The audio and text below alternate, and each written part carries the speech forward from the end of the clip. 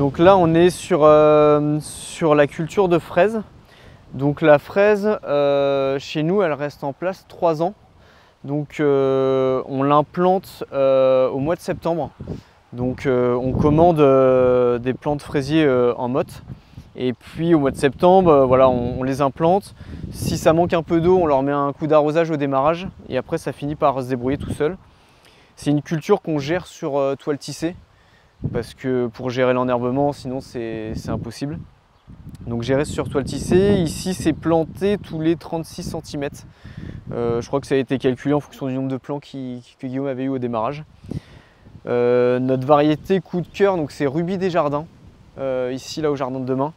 C'est une super fraise, vraiment très productive avec un goût assez incroyable. Et puis qui tombe pas malade. Ça tolère quand même un peu d'humidité parce qu'on avait essayé d'autres variétés qui pour le coup voilà, ça tâchait au moins de petites flottes. Le fraisier n'est pas irrigué. Les plants de fraisier ne sont pas irrigués ici, donc pareil, même réflexion que sur la salade, tout ça, c'est terre argileuse, maintenant un bon taux de matière organique, et puis ça finit par se débrouiller tout seul. La fraise, donc nous on la récolte 2 fois par semaine, donc le mardi et le vendredi, qui correspond à nos jours de vente.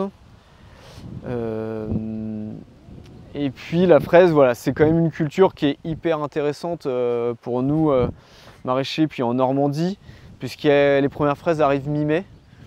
Et mi-mai, et puis on atteint le pic de production là, début juin en général. Donc on a une variété remontante et des non remontantes aussi.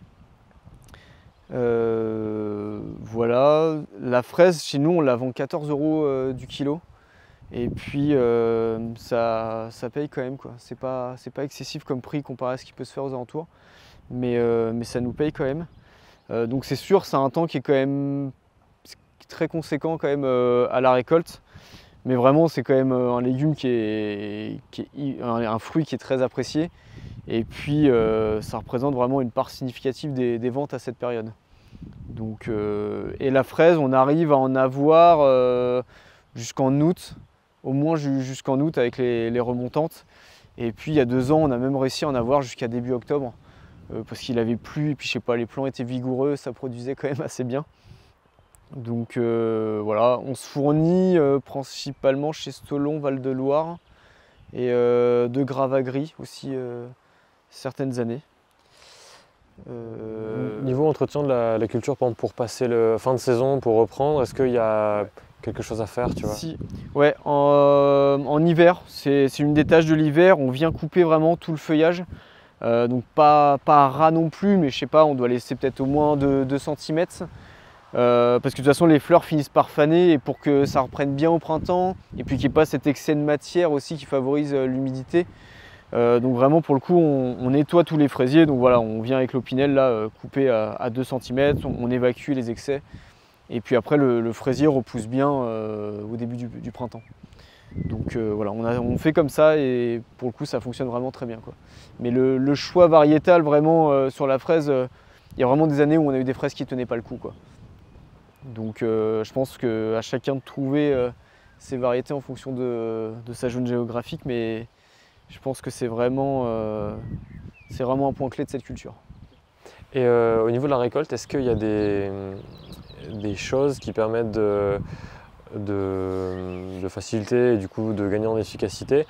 Je pense à quand tu as des fraises pourries, des fois il y en a qui les récoltent, enfin qui les récoltent pas, il y en a qui les récoltent justement parce que ça permet dans les récoltes après de gagner, de ne pas devoir trier par exemple.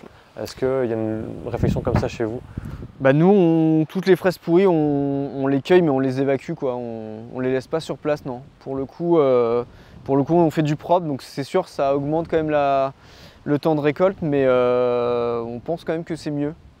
Donc nous, ici, on fait comme ça, et ça se passe bien.